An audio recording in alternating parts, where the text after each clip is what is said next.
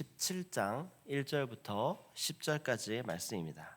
제가 가진 성경으로는 신약 124페이지에 있습니다. 누가복음 17장 1절부터 10절까지의 말씀을 저와 여러분이 한 절씩 교독하겠습니다. 예수께서 제자들에게 이르시되 실족하게 하는 것이 없을 수는 없으나 그렇게 하는 자에게는 화로다. 그가 이 작은 자 중에 하나를 실족하게 할진대 차라리 연자맷돌이 그 목에 매어 바다에 던져지는 것이 나으리라.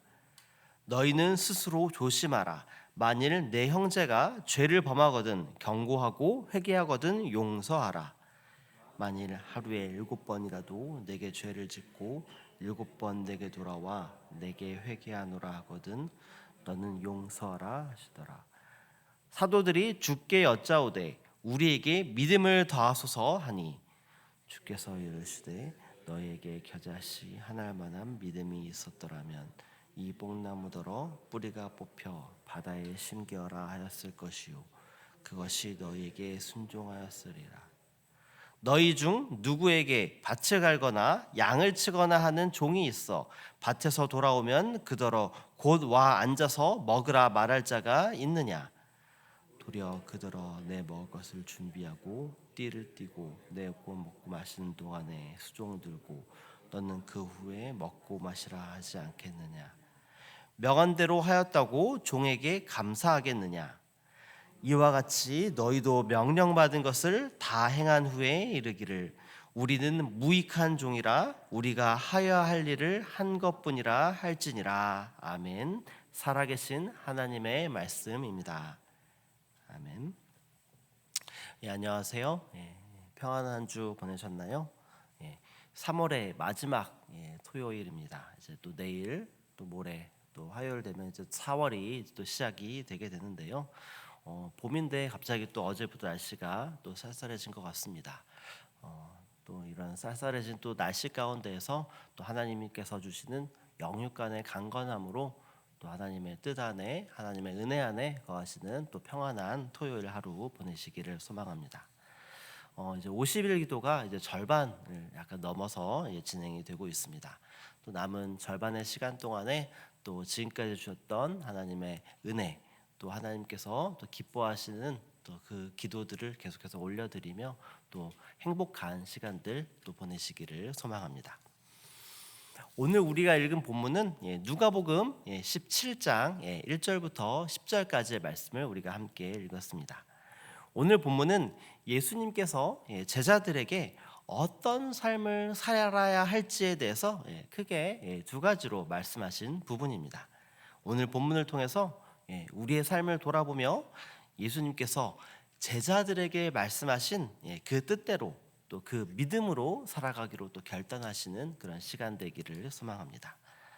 먼저 1절부터 4절까지는 예수님께서 제자들에게 실족과 용서에 대한 그 문제에 대해서 말씀을 하십니다. 먼저 우리 함께 1절과 2절 말씀을 읽어보겠습니다.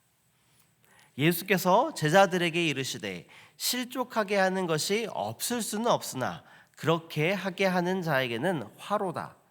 그가 이 작은 자 중에 하나를 실족하게 할진대 차라리 연자맷돌이 그 목에 매어 바다에 던져지는 것이 나으니라. 아멘. 2절 말씀에 나오는 작은 자, 이 작은 자는 어린 아이를 의미한다라기보다는 믿음이 연약한 자 혹은 영적으로 성숙하지 못한 사람들을 의미합니다. 그리고 실족하게 한다는 것의 의미는 그들의 믿음을 흔들리게 하는 것뿐만 아니라 이에 더해서 그들이 죄를 짓도록 유혹하는 모든 행위들을 포함한다 할 수 있습니다.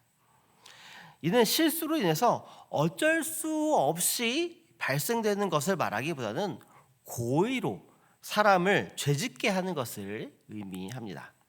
예수님께서는 제자들에게 이 말씀을 하시는 것이 바로 바리새인들의 외식 행위를 염두에 두고 이 말씀을 하시는 것 같습니다.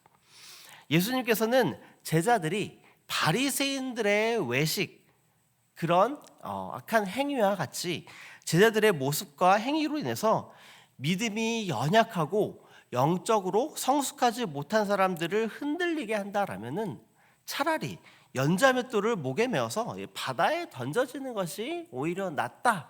이렇게까지 말씀하시면서 이것이 그토록 크고 심각한 죄라고 지금 강조하고 계신 것입니다. 오늘날 우리는 말과 행동으로 다른 사람을 실족하게 할 수 있는 사실 위험들이 사실 크게 있습니다. 특별히 또 현대 사회에는 또 인터넷과 소셜 미디어를 통해서 또 익명성이 보장되는 가운데에 남을 쉽게 회방하고 또 비방하고 또 악행을 일삼는 일들이 사실 많아졌습니다.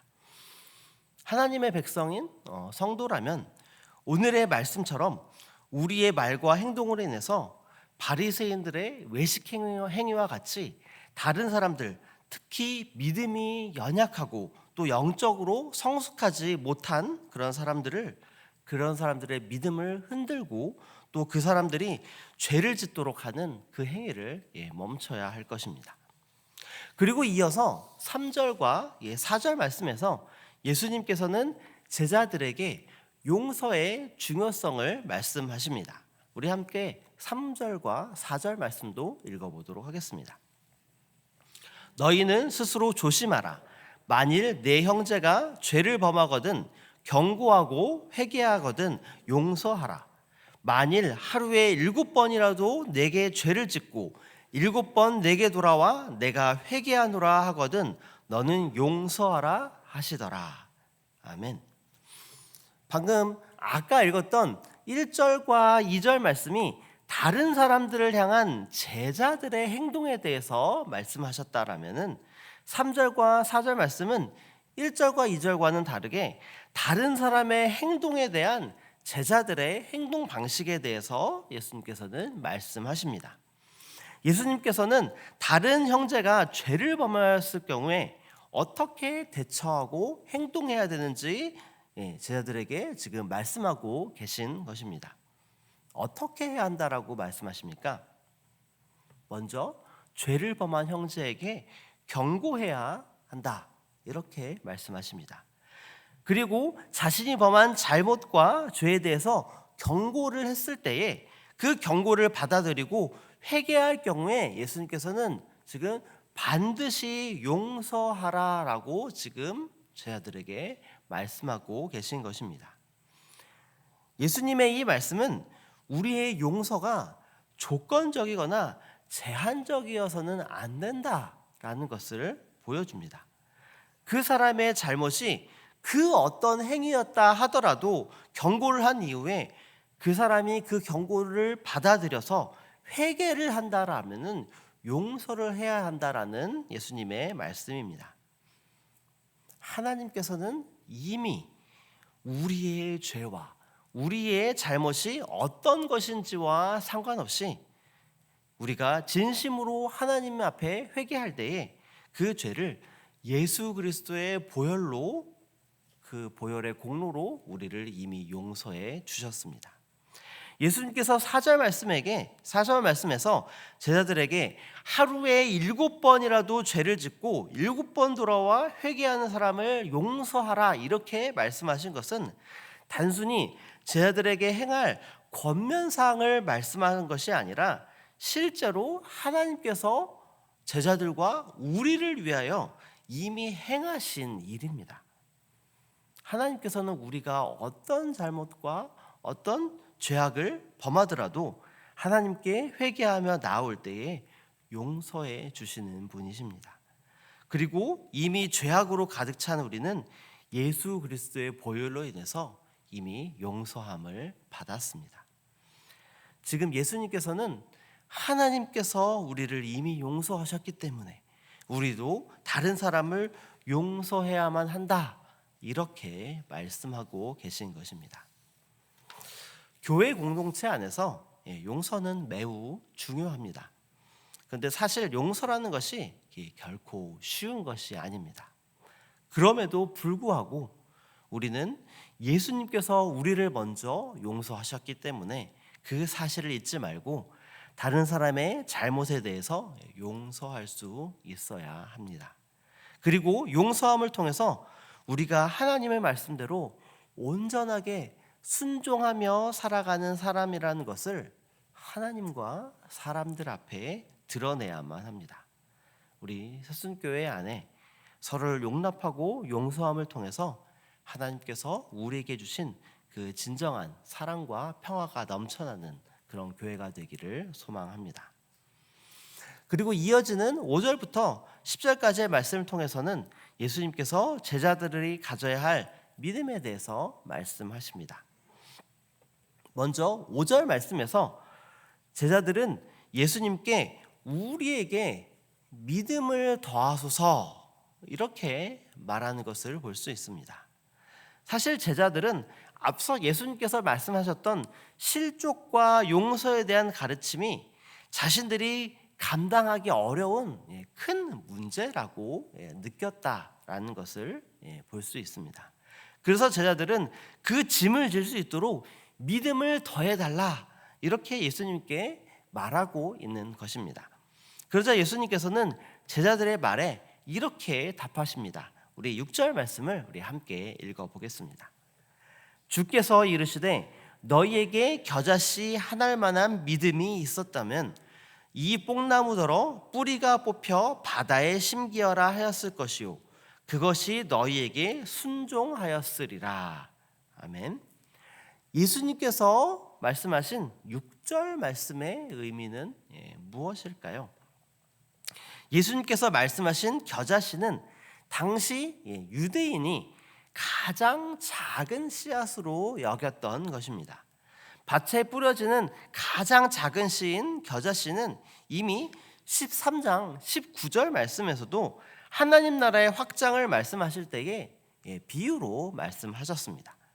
오늘 본문에서 믿음을 말씀하실 때에 예수님께서 이 겨자씨를 비유로 사용하시는 것은 믿음의 크기가 아니라 믿음의 본질과 방향이 중요하다라는 것을 제자들에게 말씀하고자 함이었습니다.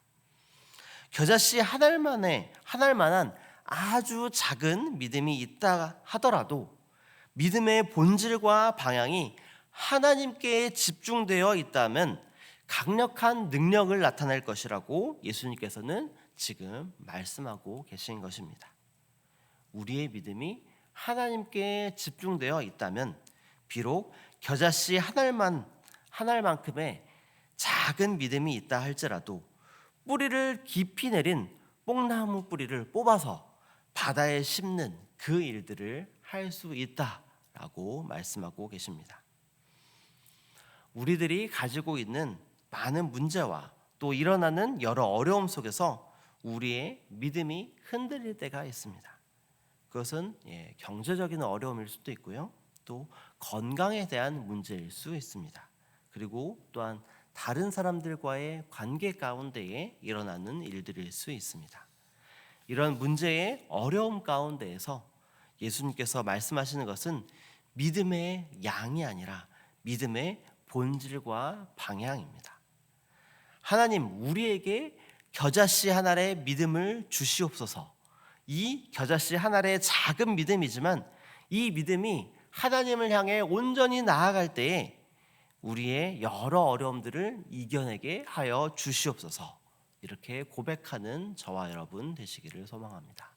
그럴 때에 하나님께서 이 겨자씨 한 알의 그 믿음을 훨씬 더 크게 부풀려서 우리의 삶 가운데에 우리 삶을 더욱더 풍성하게 인도해 줄 것을 믿고 나아가는 저와 여러분 되시기를 소망합니다. 오늘